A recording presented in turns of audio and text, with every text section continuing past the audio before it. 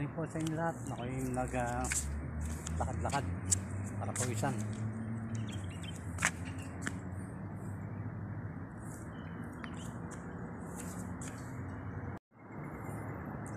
Yan po yung dagat na napakaganda dito sa Dubai. Sa Corniche, Ras Al Khaimah po rin.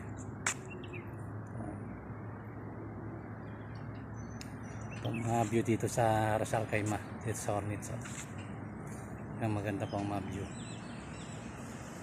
Tandaan din rin po kayong mabawtir. May inuman din po ng tubig dito.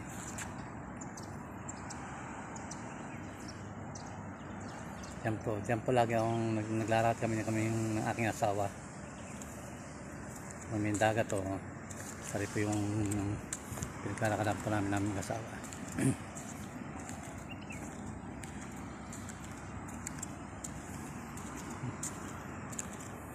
Mamaya marami na magjajagang dito. Paghapon marami. Pero sa umaga kakaunti.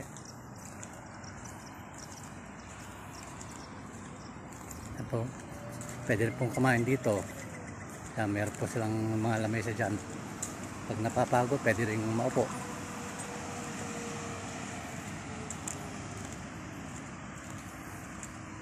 Pag nauuhaw naman, pwede naman kumuha ng tubig po ron.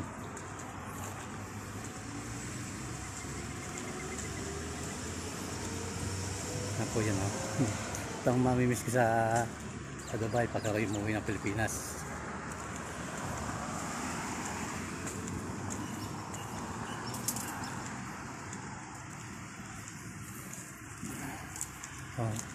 Wala po masyadong nagja-jogging pa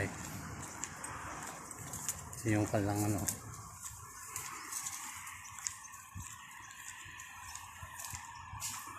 yun po yung pwede po kumain doon. Sana ngayon pwede kong magdala ng pagkain. Sa gabi maraming tao dito, inaabot ng mga 12 kasi hindi naman po delikado rito. Yan po, pwede yan dito po, pwede kayong kumain mag-anak dito. Yan may table.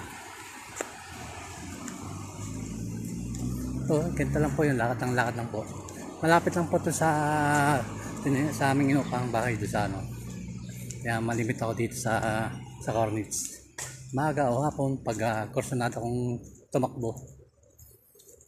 Pag nagustuhan ko. Ay medyo ngayon malamig-lamig ngayon. Mag 6 September na po Kaya malamig-lamig na ngayon, maangin-angin na. Kagaya ng daang araw, sobrang init. Kaya hindi ako makatakbo, sobrang init. Baka ma-stroke naman. Pwede pa kayo dyan marami po dito mga kainan. Pag nauwaw po kayo, pwede naman dyan. Mayroon dyan ng kuhanan ng tubig.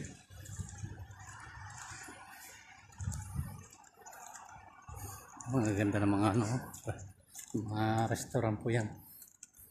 Tikit-tikit po ang mga restaurant dito.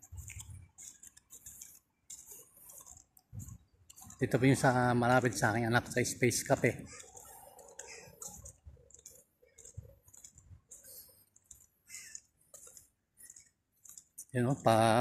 Palutang na yung araw. Mga 8 sigurado mainit na.